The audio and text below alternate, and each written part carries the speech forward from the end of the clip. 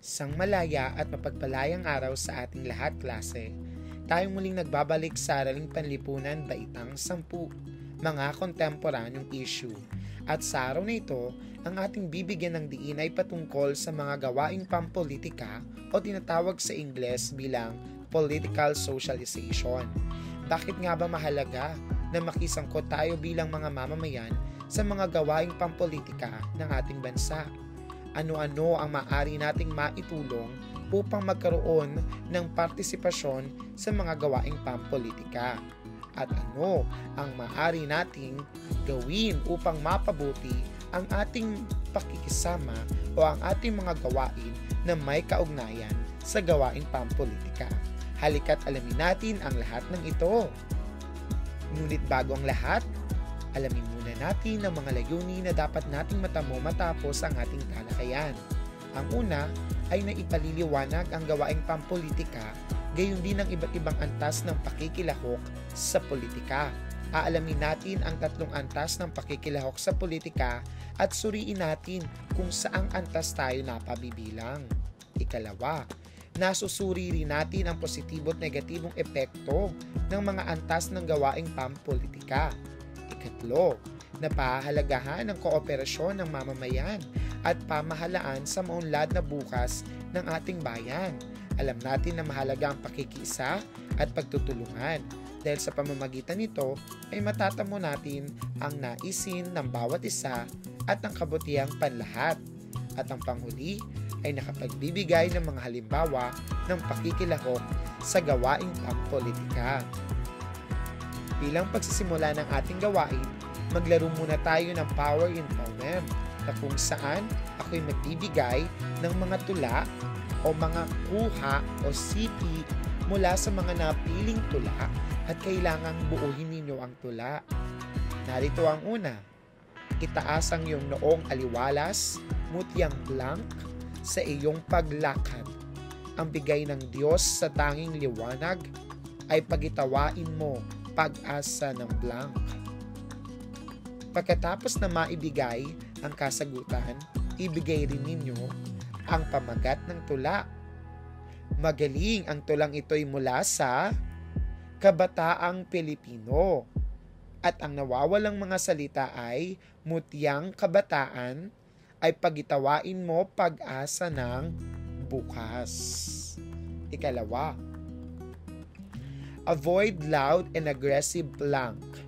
They are vexatious to the spirit. If you compare yourself with blank, you may become vain or bitter. Mahusay ang pamagat ng tula ay desiderata at ang nawawalang mga salita ay people at others. Ikatlong tula. It matters not how straight the gate, how charged with punishments the scroll. I am the master of my blank. I am the blank of my soul. Mahusay, ito ay ang invictus at ang nawawalang salita, I am the master of my fate. I am the captain of my soul. Ano kayang nais na ipakita ng mga tulang ito? Mahusay, power, sapagkat ang bawat mamamayan sa isang bansa ay may kapangyarihan. At ang kapangyarihang ito ay dapat nating gamitin sa tama at sa kabutihang panlahat. Higit lalo ang kapangyarihan na inaalay at ibinigay sa atin ng ating konstitusyon ang makapili ng ating magiging leader sa bansa. Bilang isang kabataan tulad mo, pinahalagahan ng ating konstitusyon na nakasaad sa Artikulo 2, Section 13. Binibigyan diin ng artikulong ito ang gampanin mo bilang isang kabataan para sa iyong bayan na kung saan ay binibigyan ng pagpapahalaga ang ating pisikal, mental, moral, intelektual at panlipunang kagalingan. Binibigyan ito ng diin sapagkat bilang isang mamamayan ay kailangan holistic ang isang tao at siya'y nasa isang mabuting kalagayan. Sa karagdagan, isang responsibilidad naman natin ang maipakita at maitanim ang ating pagmamahal sa bayan at mahikayat ang mga mamamayan tulad mo at ang kabataang Pilipino sa iba't ibang mga gawain tulad ng gawaing publiko at gawaing sibiko. Kung kaya't, ang dapat na mangyari sa mga mamamayan ay makapag-aral sapagkat ito'y nagbibigay sa atin ng kaalaman ng tamang pamamaraan at mga suhestyon o mga plano na maaari nating gawin upang maiunlad at mapaunlad ang ating bayan.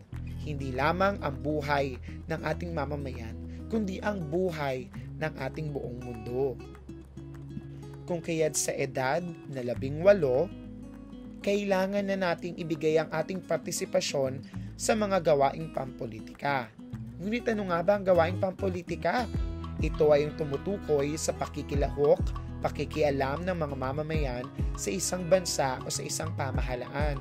At higit nating maipapakita ang ating gawaing pampolitika kung tayo ay bumoboto ng ating mapagkakatiwalaang leader ng bayan.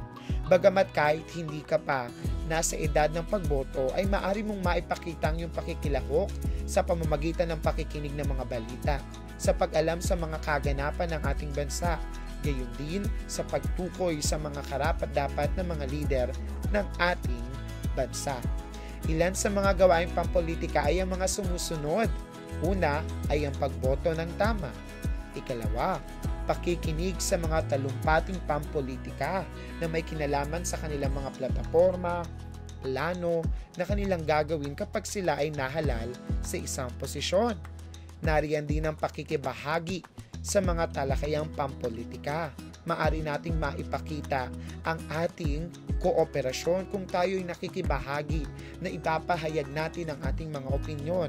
At panghuli ay ang pagsulat ng petisyon o liham sa mga pinunong politikal upang higit na marinig ang ating boses at mabigyan pansin ang ating mga pangangailangan. Sa mga gawaing pampolitikal, ito ay nababatay sa 3 antas. Ano-ano nga ba ang mga 3 antas ng gawaing pampolitika? Ang una yung tinatawag nating impormasyon.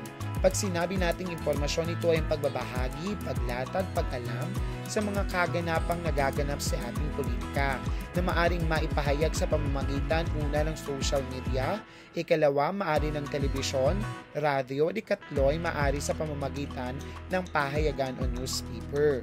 Sa pamamagitan ng impormasyon ay nagkakaroon tayo ng kaalaman kung ano nga ba ang mga dapat na baguhin at ano nga ba ang dapat nating bigyang pansin. Sa karagdagan, kailangan din natin alamin ang impormasyon kung ito ba ay tunay, totoo at katanggap-tanggap. Kaya kailangan natin magkaroon ng check first or fact-checking. Second, pagsangguni. Ito naman ay ang pagkakaroon ng konsultasyon, pagpaplano, pagbibigay ng ating rekomendasyon, suwestyon o pagsasagawa ng mga proposal upang higit na mapaunlad ang mga ginagawa ng ating pamahalaan. Ito rin ay ang pagbibigay ng ating kaalaman upang higit na malaman ang ating mga pangangailangan. At ang panghuling antas ay ang tinatawag nating active participation. Ito ay ang pagiging isang kritikal, mapanuri, at masusing mamamayang Pilipino. Maaring maipakita natin ito sa pamamagitan ng pagboto, paghalal ng mga leader ng ating bansa, pagsali ng mga protesta o pagsali ng mga workshop o maari rin yung mga groupings ng mga leaders upang maisama nila ang mga pangangailangan ng kanilang mga tao. At ang tawag dito ay ang active participation. Karaniwan ay nagkakaroon ng mga pulong at pagsasama-sama ng mga leaders, gayon din ang ilan sa mga kinatawan ng mga leaders ng isang organisasyon, ng isang lipunan upang higit nilang maibigay ang kanilang mga hinain sa ating mga leader sa pamahalaan. Ngayon ay alam na natin ang mga antas ng gawaing pampolitikal, alamin naman natin ang mga positibo, negatibong epekto nito. Una ay ang tinatawag nating impormasyon. Isa sa mga positibong epekto nito ay ang pagkakaroon ng kaalaman ng mga mamamayan sa mga kaganapang naganap sa ating bansa at sa ating lipunan. Gayon din ang pagtukoy ng mga katotohanan na nagaganap. Ito ay maaring mula sa mga social media, mula sa mga newspaper, o maaring sa telebisyon at sa radyo. Ito'y nagbibigay sa atin at nagpapahayag ng dapat nating malaman. Ngunit isa naman sa mga negatibong epekto nito ay ang pagkakaroon ng misinformation, disinformation, fake news at deepfakes na kung saan ay nagbibigay ng kalituhan, nagbibigay ng hindi katotohanan at nagbibigay ng hindi tamang impormasyon sa mga tao. Kaya ikaw bilang isang mamamayan, responsibilidad mo na alamin ang mga tama, katotohanan ng mga balita. Isa sa mga halimbawa ng fake news ay ang mga nakalatala sa ating presentation. Ikalawa rin na halimbawa ay ang pagkakaroon o pagkakalatag ng mga taong kasangkot sa mga hindi katama-tama at mga wastong gawain. Kaya, dapat nating iwasan ang misinformation, disinformation, fake news at deepfakes. Sa ikalawang antas naman ng gawaing pampolitika, ang isa sa mga positibong epekto ng pagsangguni ay ang pagkakaroon natin ng freedom of speech. Nagkakaroon tayo ng pagbabahagi ng opinyon, ng ating mga saloobin, ng ating mga rekomendasyon at suwestyon upang higit nating mapaunlad ang ating batas at ang implementasyon nito. Ngunit ang negatibong epekto naman ay ang pagkakaroon ng black propaganda at paglaganap ng mga hoaxes na mga hindi makatotohanang mga balita. Nariyan din yung mga black propaganda na kung saan ay may layuning masama para sa kapakanan ng mga tao. Ang mga halimbawa nito ay yung mga sumusunod na ipinapakita ng larawan. Kaya tulad mo at tulad nating lahat, kailangan ay maging mapanuri rin tayo sa ating mga opinyon. Dapat ay alamin natin ang ating opinyon ay nararapat na maging informed opinions. Hindi lang dapat tayo bumapatay sa ating nalalaman, kundi sa pagbibigay ng ating saloobin o opinyon, kailangan na meron tayong konkreto at buong nalalaman. At para sa panghuling antas ng gawaing pampolitika, ang aktibong partisipasyon, ang positibong epekto nito ay ng pagsusuri natin ng mga ipinatutupad ng pamahalaan at nababago natin ang mga hindi maayos na pamamahala at implementasyon. Nagkakaroon tayo ng pagkakataon na tanggalin ang mga bagay na hindi epektibo, baguhin ang mga bagay na dapat na bigyang pansin at higit na panatilihin ang mga bagay na makatutulong sa mga mamamayan. Ang negatibong epekto naman ng active participation ay ang pagkakaroon ng hidden agenda, self-interest motivation, disproportionate stand at dynastical purpose na kung saan ay nakakaroon minsan ng political dynasty at nakakaroon lamang minsan ng priority ang isang pamahalaan. Kung kaya't sa aktibong partisipasyon ay nabibigyan natin ng diin na maipatupad ang kabutihang panlahat, maalis ang mga kailangang baguhin at mapanatili ang mga epektibo para sa mamamayan. Pakatandaan mo na ang mga leader na pinili natin ay kailangang gampanan ang kanilang mga tungkulin at kanilang mga pinangako sapagkat ito'y nakatala sa ating konstitusyon, Artikulo 11, Accountability of Public Officers. Nakatala sa Section 1, Public office is a public trust. Public officers and employees must, at all times, be accountable to the people, serve them with utmost responsibility, integrity, loyalty, and efficiency, act with patriotism and justice, and lead modest lives. Pakatandaan natin na wala tayong utang na loob sa sino mang leader ng ating pamahalaan sapagkat sila ang nangako at sila ang tumakbo para sa isang posisyon. Kaya kailangan nilang gampanan ang gawain ng isang leader.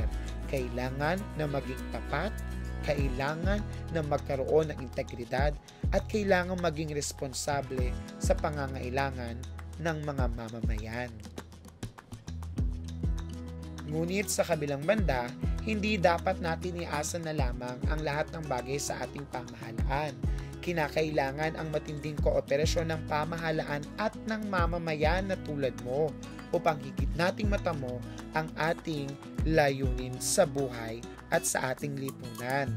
Una, ang magagawa mo ay ang pagbibigay ng ating pagkakaisa, pagtutulungan kapag ito ay para sa kabutihang panlahat. Ikalawa, sa pagkakaroon ng kooperasyon ng pamahalaan at mamamayan, ay magkakaroon tayo ng pagpunlad ng buhay, pag-angat ng ating ekonomiya, at ang pagsibol ng makabagong pamumuhay para sa mga Pilipino at para sa ating lahat. At ikaapat, ang pagkakaroon ng kooperasyon ay nagtatamo rin ng sustainable na mga batas at proyekto ng ating bansa na nagdudulot ng kabutihang panlahat para sa mga mamamayang Pilipino. At nagkakaroon din tayo ng check at balance sa kapangyarihan. Wala dapat kumukuha o maangkin o nagiging isang makapangyarihan o pinakamakapangyarihan na isang leader ng ating bansa. Tandaan na tayong mga Pilipino o mamamayang Pilipino ang pinakamataas sapagkat sa atin nagmumula ang kanilang kapangyarihan.